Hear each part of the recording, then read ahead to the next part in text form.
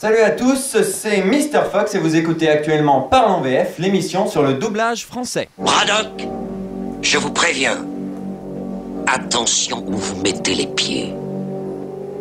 Je mets les pieds où je veux, Little John. Et c'est souvent dans la gueule.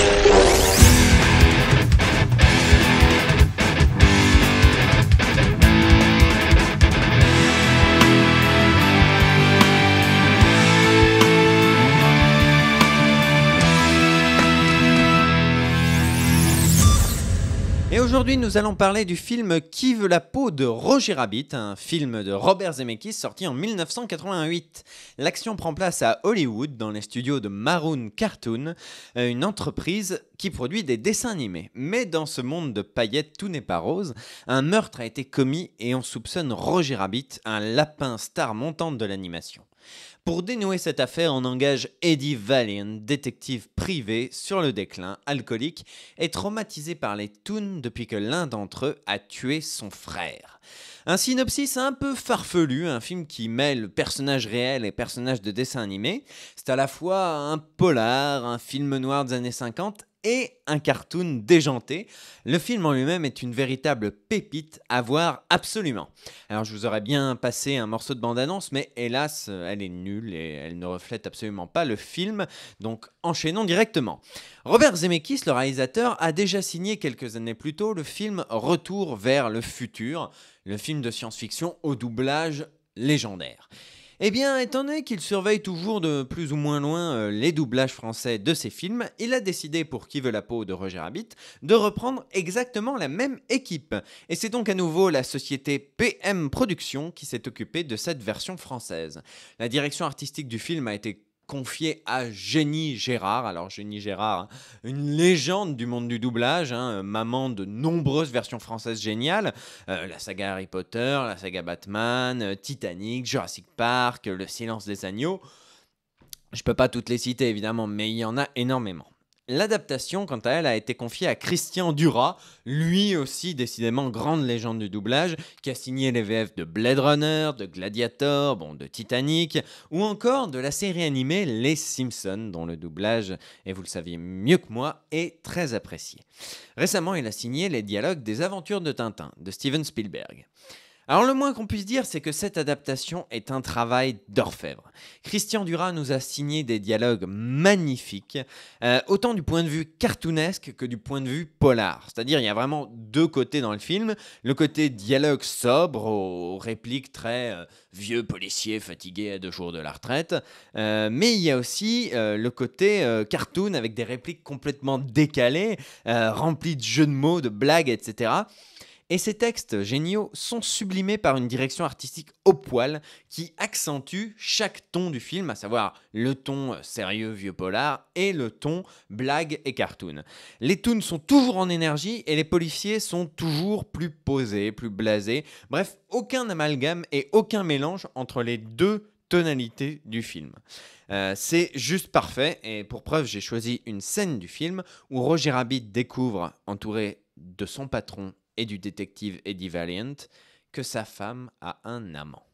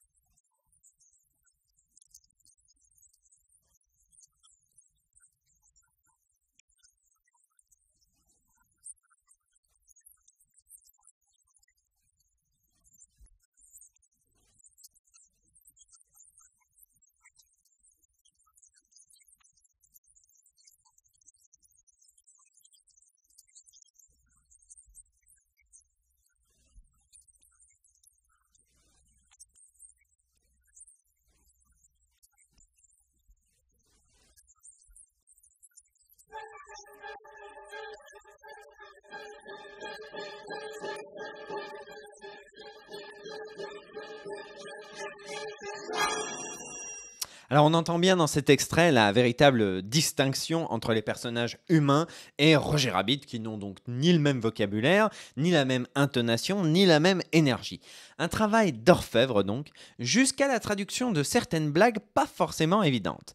En effet, si vous écoutez la version originale, vous entendrez une scène où le juge Demort, donc le méchant du film qui veut capturer Roger Rabbit pour le juger, on va dire à sa manière, l'attire avec les premières notes d'une chanson caractéristique des cartoons, A Shave and a Haircut. Hey, and a haircut.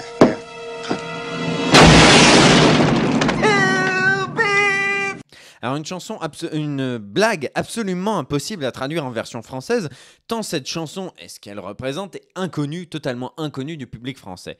Eh bien Christian Duras a pris le pari un peu fou de transposer cette scène par la blague du « on rase gratis ». Une blague que les plus vieux d'entre vous connaissent peut-être, c'est l'histoire d'un barbier qui inscrit sur un panneau devant sa boutique « Demain on rase gratis » et le lendemain quand les clients arrivent, il dit « Oui, on rase bien gratis ». Demain. Une bonne blague et qui a été donc utilisée dans cette scène.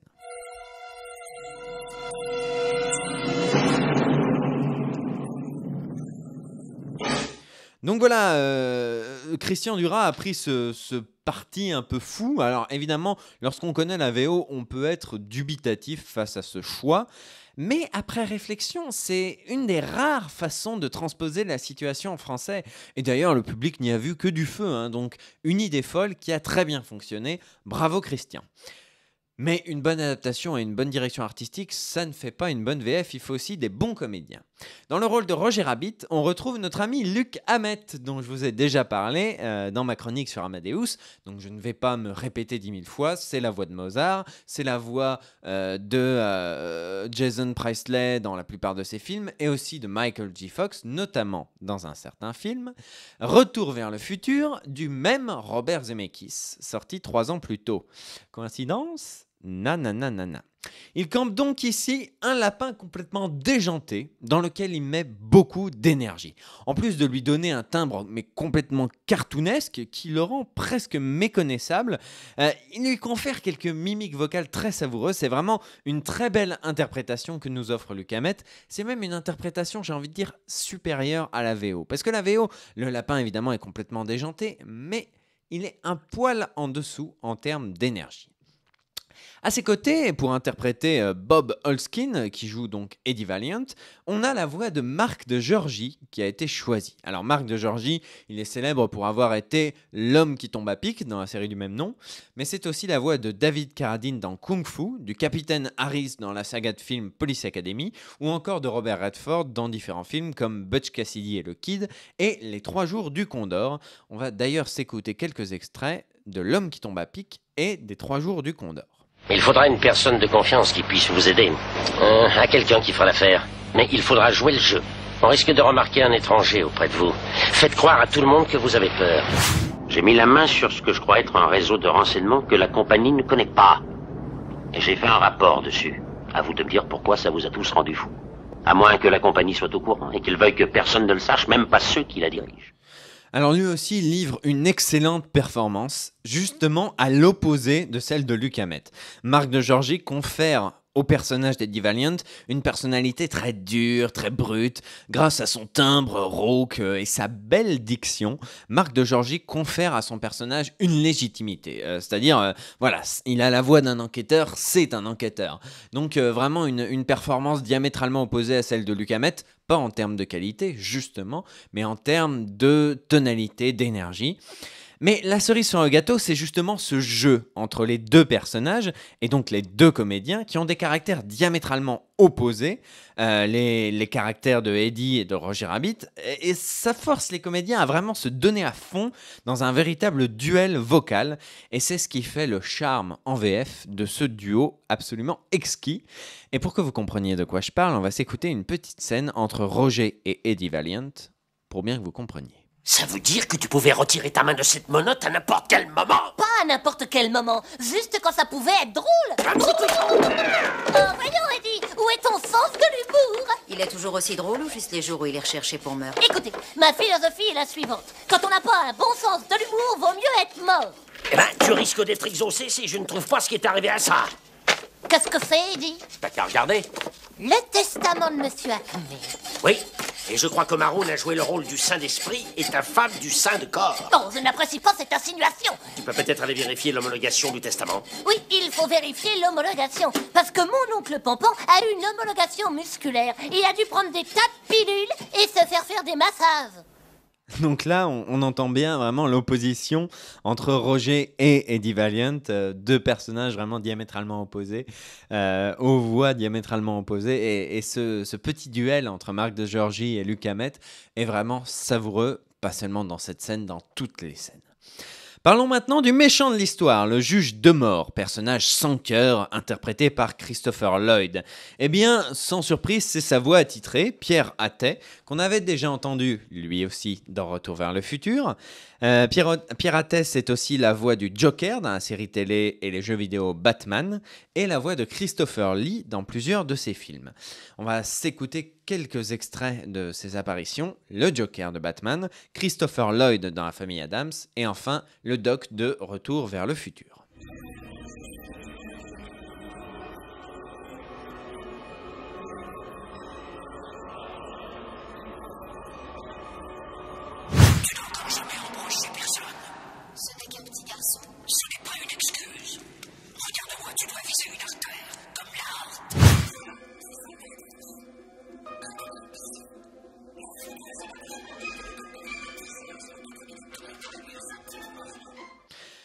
Alors donc, ici, Pierre Athey campe un personnage un peu différent des habitudes de Christopher Lloyd. Vous avez entendu que Christopher Lloyd faisait souvent le foufou. Eh bien là, c'est différent, c'est un personnage calme et déterminé, mais surtout sadique. Je pense que c'est le terme qui définit le mieux le juge de mort. Il élève rarement la voix, il montre rarement de l'excitation, autrement que par son sourire. Et Pierre Athey, en plus d'être vocalement très proche de Christopher Lloyd, retranscrit à merveille l'aspect « je suis diabolique mais intouchable car je suis juge ». Et c'est un vrai délice pour les oreilles. On retiendra également de Pierre Athey une réplique culte, qui a marqué tous ceux qui ont vu le film en VF. Mais là, je demande à ceux qui ne l'ont pas vu de zapper sur France Inter l'espace d'une courte minute. En effet, je vais dévoiler la fin du film, donc partez, revenez dans une minute. Gâchez la fin du film à quelques auditeurs, je ne veux pas avoir ça sur la conscience, je m'en remettrai jamais.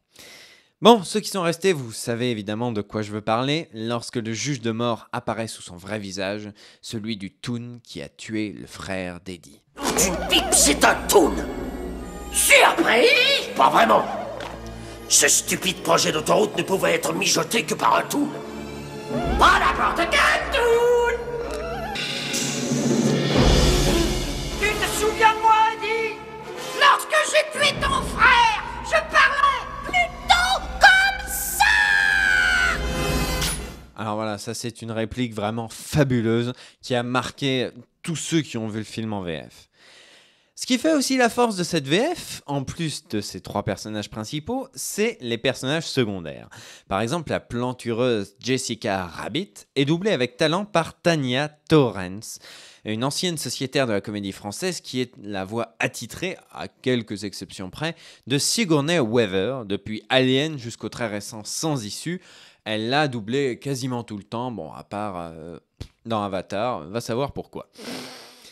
On peut aussi parler de Baby Herman, interprété en version française par Richard Darbois. Alors Richard Darbois, évidemment, encore une véritable légende du doublage français, célèbre voix off, mais aussi habitué de Disney, entre Buzz l'éclair, le génie d'Aladin, Oogie Boogie. C'est également la voix de Richard Gere et de Harrison Ford dans la plupart de leurs films. Son interprétation de Baby Herman, donc un bébé qui est fait héros de cartoon, mais qui est en fait un pervers fumant le cigare et parlant avec une voix de camionneur retraité, est à mourir de rire. Tellement proche de l'interprétation originale, il donne à Baby Herman un charisme exceptionnel et en fait un personnage extrêmement attachant. Mais le véritable tour de force de cette VF, c'est les personnages guest stars. En effet, dans ce film, on peut croiser de nombreux héros Disney, mais aussi Warner, Tex Avery, etc. Eh bien, Jenny Gérard a fait l'effort de rappeler pour ces petites apparitions les voix officielles de ces personnages. On peut donc ainsi profiter en VO comme en VF de scènes surréalistes où Mickey Mouse rencontre Bugs Bunny. Et quoi de neuf, docteur? On saute sans parachute? Ça peut être dangereux, vous savez. Oui, oh, vous pourriez vous tuer. Vous n'en avez pas un de secours? Bugs alors. Ah bon? Oui, mais ça m'étonnerait que tu le vailles. Je le veux, donne-le-moi! Il faut mieux lui donner, Bugs. D'accord, docteur, comme tu voudras. En voilà un de secours. Merci! Oh non! Bon voilà, il est maintenant temps de conclure. Alors, Roger Rabbit vaut-il le coup en VF? Bon, je pense que depuis tout à l'heure, vous avez quand même saisi le message. Roger Rabbit est sans doute une des meilleures versions françaises des années 80, voire une des meilleures versions françaises au monde.